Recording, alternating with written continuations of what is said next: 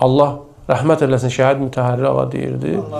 Deyirdi, bir ağlı fəth etmək var, bir də qəlbi fəth etmək. Peyğəmbərlər deyir, gəlib ağıldan savayı qəlbi də fəth etsinlər.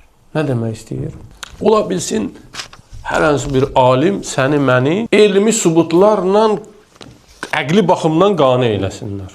Dəlil sübut gətirir ki, bu şey sənə ziyandır. Məsələn, mən özüm eşitmişəm, mənim üçün həkim danışdı, siqaretin nə qədər ziyanı vardır.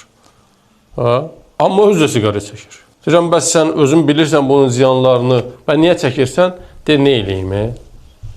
Əqli baxımdan qane olub, amma qəlbinə keçməyib. Burada oturanların böyük əksəriyyətinə desinlər ki, hamımızdan soruşsam, deyirsiniz ki, ölü ilə bu divarın, bu stulbanın heç bir fərqi yoxdur.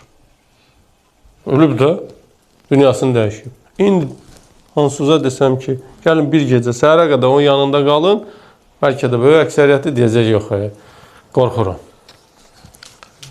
Başa düşürsən, amma hələ iman gətirməyibsən, qane olmayıbsan. Allah Peyğəmbərləri göndərib təkcə ağıl fəth etmək üçün yox, qəlbləri fəth edir.